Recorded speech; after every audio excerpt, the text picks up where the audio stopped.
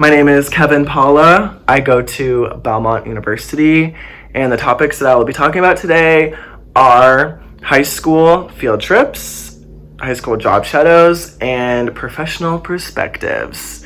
So starting right off the bat with field trips, they are super fun. You get to leave campus with either a group of your friends, your class, or your whole year, like if you're a freshman or sophomore. So that is super exciting and super fun. So let's get all of our jitters out during these specific times.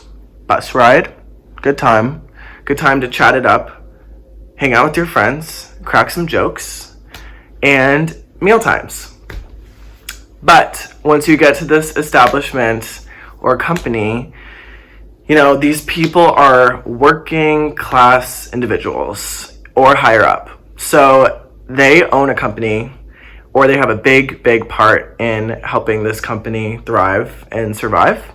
So they're very, very busy individuals. And yeah, you guys are better than middle schoolers in the sense that you're a little bit better behaved, but only a little bit. Okay? Because colleges also sometimes tour, so you have to compete with those guys up there. So be on your best behavior, because people expect a certain level of respect from high schoolers, but if you can exceed that, it'll really impress them. So when you get there, introduce yourself personally if you can. Use your full name. It's a little bit more of a professional but also long-lasting impression to use your full name instead of saying, "Hi, my name is Gerald." That's not my real name, but "Hi, my name's Gerald." And saying, "Hi, my name's Gerald Winfrey." You know what I mean? Just rolls off the tongue. It also kind of catches some people off guard in a good way. They're like, "Oh my gosh, I know your full name now." And, as we know, there are certain people at your school where they have the same name, but you refer to maybe one or a few people with their full name. Yeah, that's the status that we want. We want full name basis, not a first name basis. So yeah, use your full name, introduce yourself, try to stay really attentive. I don't really care what the topic is that you are currently going to see, or whatever the company is. You are their biggest fan while you're there. So for me, I went to a jelly bean factory on a field trip. Yeah, I was a jelly bean enthusiast. Anyone could have, assumed that I was. No, I wasn't. I like jelly beans, but I don't love them. So be really invested, come with an open mind. If it's something that you don't really think you'll like, you probably won't like it because you're coming in with that mindset. So come in with a really open mindset, like Cliff Bar, I don't really care about Cliff Bars. I don't think I ever had one before going there. But, I took a tour and I was like, whoa, this is actually so cool. I'm obsessed with the workspace. I'm obsessed with, the formula. I love Cliff Bars. And then they gave us little, parting gifts, which was very sweet of them. So yeah, wherever you're going, you are their biggest fan, and you should give it your full attention. I know how high school brains work because they kind of don't really change. They change a little bit, but you will have not entirely positive things to say sometimes on field trips. It could be about anything really, big or small. There is a time and place for those comments. The time and place is not at the establishment at any point in time. If you're in the back of the line, if you're in the bathroom, if you're in the cafeteria, if you're eating lunch outside, it doesn't matter. People have ears, and if you're in the bathroom, there could be employees in the bathroom, and they know that a high school is here, and if you say something negative, they will hear it. Same thing with being outside, people will be walking by around. Even if you think you're out of earshot of someone, it's just still really impolite. And a better way to kind of say, personally for me, it was that the jelly beans smell bad because it's all the flavors being made at one time. So it just kind of creates a big mosh pit of smell that clashes with everything, and it smells really bad. So I refrained from saying that until we got back to the classroom or our place of meeting to kind of recap. I'm assuming you guys will also like recap on your experience there. So I was there and I raised my hand and I go, did anyone realize that when we were walking through that one really long, endless hallway, it smelled really bad because it was all the smells of the jelly beans coming together? And the whole class like laughed, including the teacher, which is good. And a good rule of thumb is if you wouldn't share it to the class, probably keep it to yourself. So sharing it to the class, you know, our whole class got a laugh, our teacher got a laugh. It was really, really great. At the end of your tour, thank them for coming. Try to think of 1 to maybe 3 things that you really, really enjoyed. And out of the 3 things, 1 would be about the actual product that they're making, or maybe the route in which they took to make the product. If there's something that really you thought was super inventive or unique about how they were doing things, that's something to know. The second thing is the journey, how this person kind of got up there, you know, saying something insightful about that, like, oh, I thought it was really cool how you know, changed your major in college, or, you know, how that one experience really changed your life. Like, it was really, really cool to hear that. And then the third one is a question. I know questions are kind of hard, like in interviews and stuff like that, you're supposed to ask questions and it's really difficult to kind of come up with them, but if that's at the forefront of your mind, for the most part, I'm sure you'll have questions. Also, ask them in the moment. When you're like being toured, ask them in the moment. That's the best thing to do. Because in reality, you should be asking all the questions. And if there's something that you don't get around to, just pocket it for later. I would recommend bringing a notebook or pad. I know that seems really old school because it is, but that's like why it's cool. You know what I mean? It's not like iPad kid energy.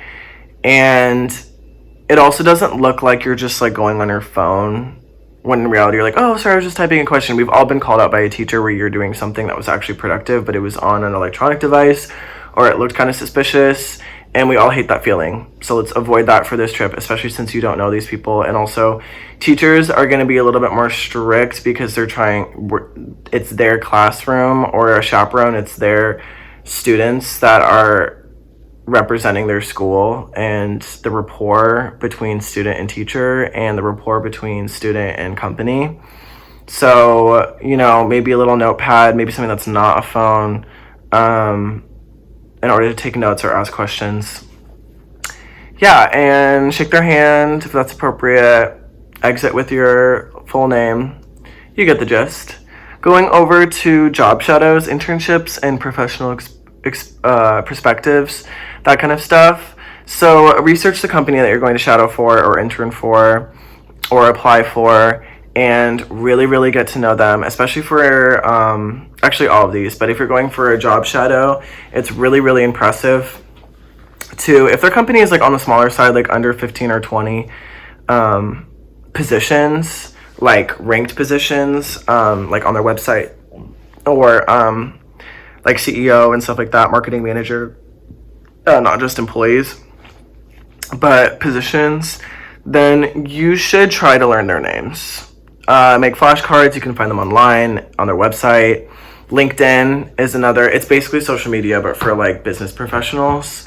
So just search the company name on LinkedIn, and you'll be able to find their names and their positions. Try to learn that before going in, so you can actually identify them in person.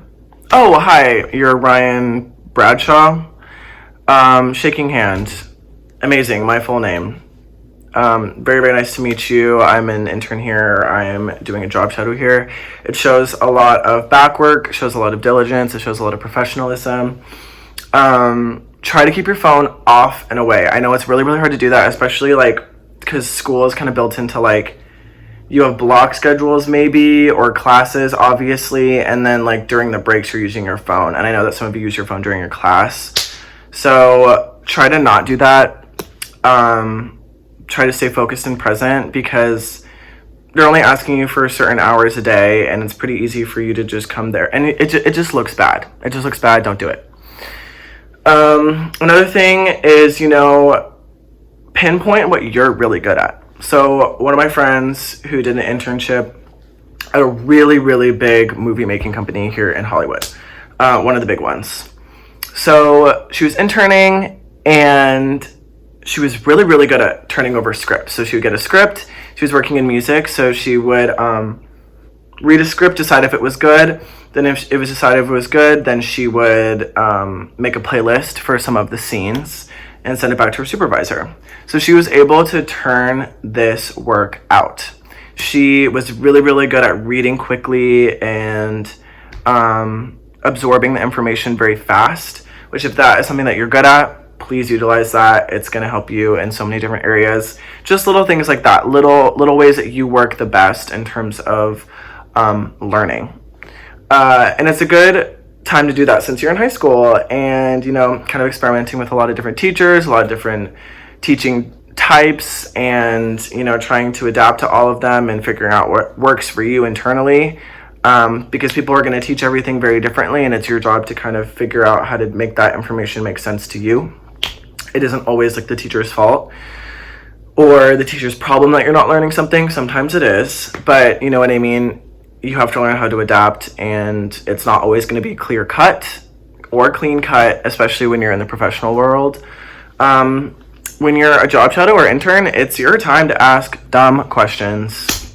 You're there to learn. You don't know anything. You don't know anything. That's the point. That's why you're there, is to learn everything, even the basics. When they hire someone, they should know the basics, and then they learn the rest. You can learn the basics and then learn the rest. So don't be afraid to ask any and all questions, especially on the first few weeks. You can really just be like, what's that? I don't know what that word means. Oh, what does that acronym mean? I don't know what that means. It's your time to just go off with the questions. Ask as many as you can. Don't feel bad at all. Don't feel embarrassed. That is because there's a certain point in time, if you do feel embarrassed, where now it's extra embarrassing to ask questions because you've waited so long, and there's certain things that you probably still don't understand, and you're like, how do I ask this really basic question even though it's been a month? Exactly.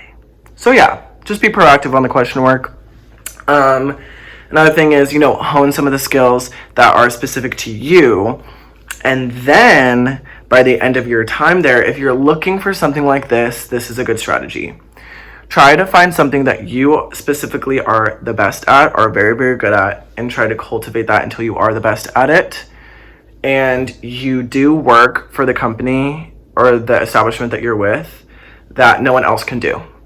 So my friend who was working at that movie company, they were going to be really behind if they lost her as an intern.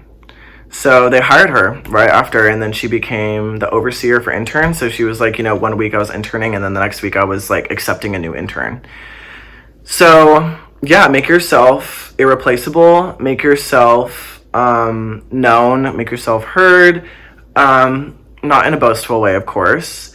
And at the end of your stay, try to write thank you notes. That is really, really important. Try to write them handwritten. It just has a more long-lasting effect, and people remember that. People don't do that. People don't do that now. So if you're going in person, easy, write them down, make a stack your last day, hand them out. If you want to make cookies with their mom or dad or guardian, do that. If you want to spell out their, company name on cupcakes, do it. Bigger is better. And the better long-lasting impressions that you have with professionals starting from a young age is better. I didn't really intern very much, and I'm looking at other people's resumes, and they've been having professional experience since they were in high school, and I was like, oh, I didn't do that at all. So yeah, trying to make a really, really good impression, and leave with a lot of thanks and a lot of gratitude would be really, really awesome. So to quick recap, for field trips, ask questions. That's the same thing for everything, but ask questions, be attentive, don't badmouth. And for job shadows and professional perspectives, full name for both things, and for field trips as well. And research your companies, stay attentive, offer something to the table that no one else is, and finally, thank you notes. Being thankful for the opportunities that you were given. That is most important. Thank you so much.